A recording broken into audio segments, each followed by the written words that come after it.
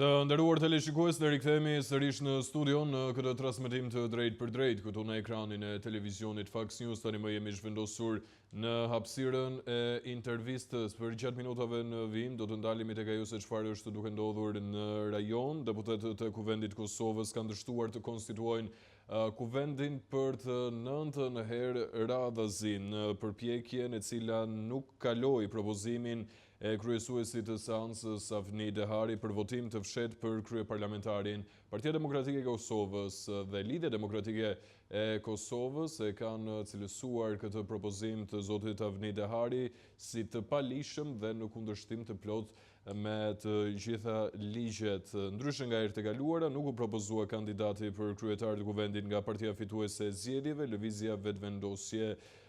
Ky proces ka ngecur pasi partia fituese lëvizja vetëvendosje nuk po arrin që të sigurojë votat të cilat duhen në total për zgjedhjen e kryetarit të kuvendit. Këto e shumë të tjera do të kemi mundësi të diskutojmë për gjatë minutave në vijim me Korab Blakaj, analist i cili më bashkohet në këto momente në një komunikim të drejt për drejt. Korab, të përshëndes, faleminderit që je sot në Fox News. Përshëndetje, faleminderit për ftesë. Korab, dështon për të 9ën herë seanca konstituive. Dua të marr pak mendimin dhe mënyrën se si ti e ke lexuar të gjithë këtë proces i cili sa vijon dhe zgjatet dhe jemi në pod të njëjtën situatë. Në të gjithë hapësirën mediatike shqiptare, analistët po hezitojnë ta vendosin gishtin vërtet mbi plagën që e prodhon këtë situatë në Parlamentin e Kosovës, edhe ajo plag është sistemi jo adekuat ose kushtetuta, rregullimi jo adekuat me kushtetutë i kësaj çështje në Republikën e Kosovës. Ne kemi përfaqësues të cilët njihen si përfaqësues legjitim, sado që pjesëmarrja e popullsisë shqiptare ose e popullit të Kosovës në votime është e ulët. Nga 1.9 milion me të drejtë votës që regjistrohen në listat e votuesve, ne domethënë nuk kemi asnjëherë numrin për 1 milion votuesve të cilët marrin pjesë në zgjedhje. Në këtë kuptim, nga kjo pjesëmarrje, më pak se gjysma e trupës elektorale, ne atëherë zgjedhim domethënë përfaqësuesit tanë në parlament dhe ata pastaj me numrat që kanë pretendojnë që janë, si themi, përfaqësues të popullit e të tjera. Ky sistem të cilin Kosova e ka është një sistem shumë problematik, i themeluar ose i është vënë Kosovës si kusht në kohën kur bisedoheshin formulat për të njohur ose për të shpallur pavarësinë e Kosovës. Në tërë jetën që e ka pasur politike Kosova, në tërë jetën politike që e ka pasur Kosova pas luftës, deri më sot dëshmohet që nuk është një sistem funksional dhe është i krijuar në atë formë i cili nuk mund t'i bëjë update as vetës së tij. Në këtë kuptim është kodifikuar që për të ndryshuar ose amendamentuar kushtetutën duhen 2/3 e të votuesve të parlamentit nga shumica shqiptare, por duhen 2/3 edhe të pakicave, gjë që e bën fare të pamundshëm amendamentimin ose rregullimin e saj. Për këtë arsye, sistemi elektoral që përdor Kosova lejon të ngjiten pa asnjë lloj filtri, as kombëtar, as profesional, as të dëshmive paraprake, ngjiten njerëz deri në parlament, në ulset e parlamentit e prej aty, domethënë edhe në mekanizma të tjerë të udhëheqjes së pushtetit Kosovës. Për këtë arsye, ky lloj sistemi i krijuar për të ndaluar njerëzit e ditur, njerëzit eminent, profesorët, ata të vërtetit shkencëtarët e politikës, ndërkohë që i favorizon kësi lloj njerëzve të cilët ne i shohim vazhdimisht në foltorët e parlamentit, të cilët shumë lehtë shtyhen nga bizneset të fuqishme ose nga interesa ekonomike, të tjerë vinë nga fusha fare që nuk ka lidhje ose nuk kanë fare të bëjnë me politiken. Kemi artistë, si themi në thonjza tepër të dobët, të cilët përfundojnë dhe bëhen figurat parlamentit, kemi këngëtar, futbollist dhe gjëra të tjera, dhe më thënë sistemi e mundëson këtë gjë.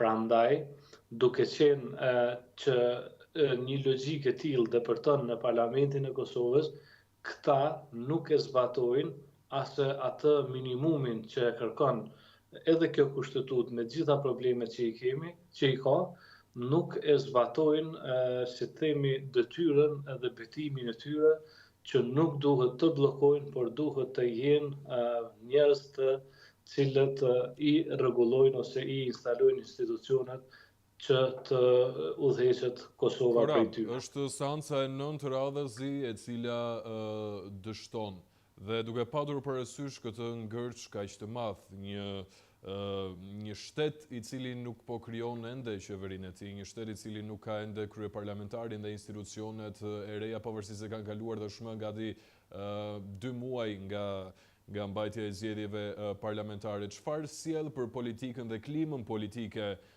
në Kosovë? Për të ndalur pak më vonë edhe tek situata politike personale e Albin Kurtit. Kjo që dëshmohet në Parlamentin e Kosovës është pasojë e atij shkaku të cilën ne paraprakisht të diskutuam. Ajo që ngjan në Parlamentin e Kosovës është një akt i vazhdueshëm, i turpshëm, në të cilin e gjithë popullata e Kosovës është e lodhur dhe e frustruar nga sjelljet destruktive të gjithë njerëzve aty pa përjashtim. Sado që lëvizja vetëvendosje po merr pjesë duke votuar, ata arsyetohen domethënë me idenë që ne po votojmë, por bllokuesit janë të tjerët. Janë përcaktuar për një emër i cili më tepër është e shquar për një besnikëri totale ndaj partisë së saj, sesa ndaj interesave të Kosovës, sepse po të ishte me minimumin e normalitetit politik, ajo në seancën e dytë kur nuk u votua emri i saj, do duhej vetë të jepte tërheqje, të jepte mundësi një kandidat tjetër nga lëvizja vetëvendosje që të bëhej kryetari i parlamentit ose kryetare e parlamentit.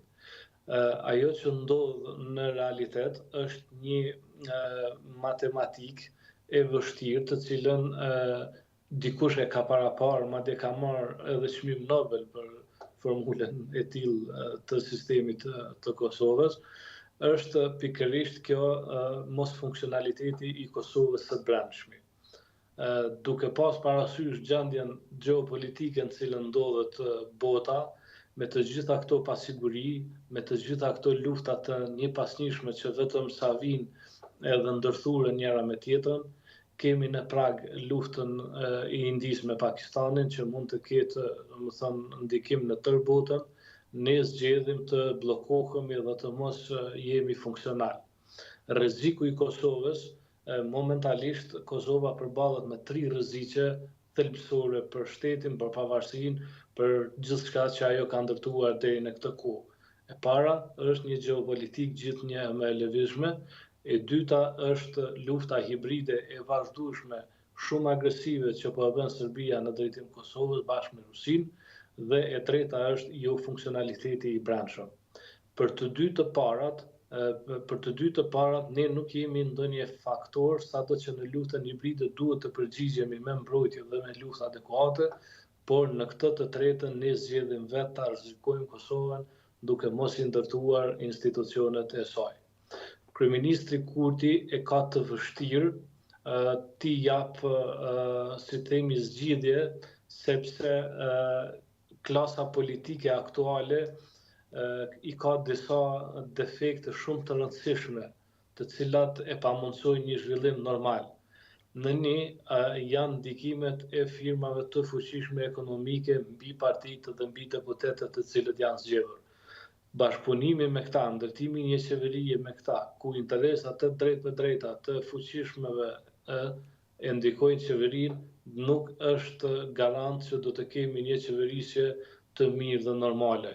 E dyta, kemi një bashkim të limajt me Ramush Haradinaj në një moment delikat, kur të dy, do më thënë Limaj edhe pse ishte jashtë parlamentit, nuk e kishte asnjë formë tjetër që të rikthehej në parlament veç se duke u bashkuar me Aleancën e Armërisë së Kosovës, me zotin Haradinaj. Prandaj, do më thënë, me një fuqi shumë të vogël, simbolike, ata duan të kenë kryetarin e parlamentit dhe pastaj të maksimalizojë, do më thënë, numrat në qeverisje. Por, në qoftë se i jepet kryetari i parlamentit, zotit Limaj, është rreziku i drejtë për drejtë që të krijohet një qeveri e pakicave, do më thënë e partive opozitare. Prandaj ka ngelur në këtë lloj ngërçi dhe vazhdimisht kemi, si themi, frustrim edhe më tutje të Korab, kam përshtypjen që ngërçi duhet të ketë edhe një vijë të kuqe, duhet të ketë një moment kur thuhet stop.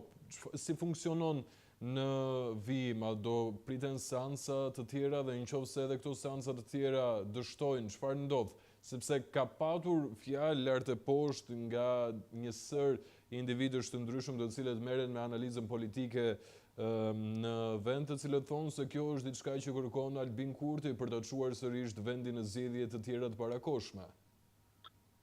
Vendi mund të shkojë në zgjedhje të tjera të parakoshme, ka qenë skenar qysh në fillim, domethënë, të tre skenarët kanë qenë të mundshëm që nga rezultati i zgjedhjeve.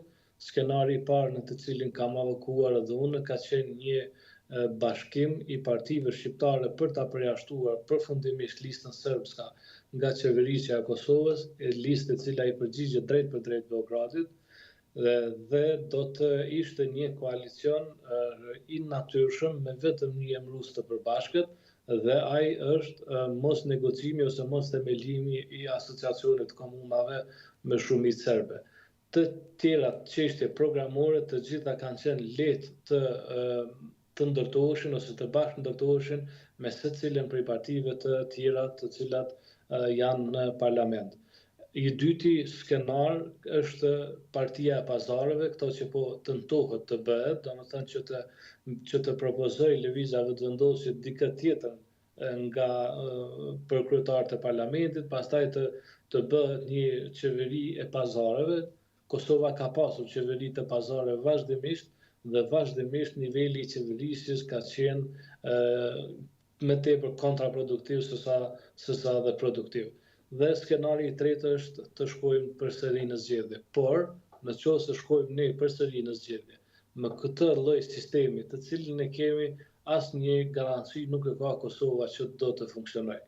Zgjidhja do të ishte një zë i fuqishëm intelektual i Kosovës që e fton popullin të dalë në sheshe, të bllokojë secilin institucion të Kosovës dhe ta detyrojë politikën e re, një klasë të re politike që ta ndryshojë në tërësi sistemin politik dhe juridik të Kosovës, thelbi i të cilës do të ishte shpallja e Kosovës shtet i kombit shqiptar dhe i pakicave lojale dhe të rregullohet sistemi politik i atill që edhe pakicat të fitojnë me numrin e votave të tyre dhe jo me vendet të rezervuara, të vendet e cilat e bëjnë Kosovën shtet jo funksional.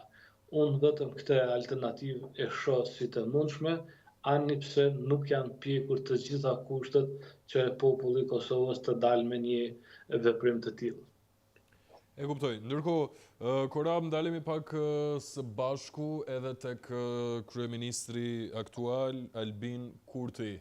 Çfarë ndodh me Kurtin, me figurën e tij politike pas gjithë këtyre dështimeve të njëpasnjëshme? Dua të rikujtoj që vetëm disa javë më parë ka qenë një bojkot total i Albin Kurtit nga mediat, nga gazetarët, të cilët hodhën mikrofonat, hodhën kamerat, një fenomen dhe një situatë e cila u komentua jashtëzakonisht shumë edhe në mediat e Kosovës dhe jo vetëm. Çfarë ndodh tashmë me Albin Kurtin? Duhet të jemi të sinqert dhe ta themi të vërtetën gjithmonë ashtu siç është, çështja me mediat në Kosovë është një çështje tepër delikate. Viteve të fundit, sidomos ka marrë hall lufta hibride e Serbisë, e cila ka depërtuar edhe në mediat ose në mediat tona. Kemi një zë, i cili jo një zë, por kemi shumë zëra, të cilët propozojnë, japin ide, flasin, mbajnë narrativa nga më të çuditshmet, duke u nisur nga ata që propozojnë që të ketë një kamp kosovar dhe janë tepër të zhurmshëm në të gjitha studiot e Kosovës, deri në ata që e pranojnë që ka pelegrinazh fetar ortodoks në Kosovë, përkundër që librat e shenjta të ortodoksizmit nuk e kanë Kosovën si vend të shenjtë, domethënë kapin narrativa serbe dhe japin ato. Kemi media të tjera të cilat janë të themeluara nga biznese të tjera të fuqishme dhe pozicionohen në pozicione të tilla që shpesh herë nuk po e kanë as të qartë, por edhe nuk po duan ta kenë të qartë se ku është vija e kuqe e kritikës ndaj qeverisë si instrument i shtetit dhe ku është goditja ndaj shtetit. Dje, jo më larg se dje, kemi pasur një intervistë në të cilin i jemi kundërvend një opozitari të rrejshëm serb, i cili me një gjuhë, domethënë e shpalli, e sulmoi drejt për drejt edhe herojin e Kosovës i rënë në veri, herojin e policisë Kosovës i rënë në veri, zotin Afrim Bunjako, herojin e Kosovës Afrim Bunjako. Pra ka një çoroditje totale të mediave dhe në këtë kuptim, kur ndodh një akt i çoroditshëm në një anë, prodhon edhe efektin në anën tjetër. Lëvizja Vendosje dhe kryeministri e kanë shfrytëzuar këtë lloj gabimi të mediave dhe i ka projektuar, po i projekton për çdo ditë më tepër në sytë e publikut shqiptar si media antishtëtërore.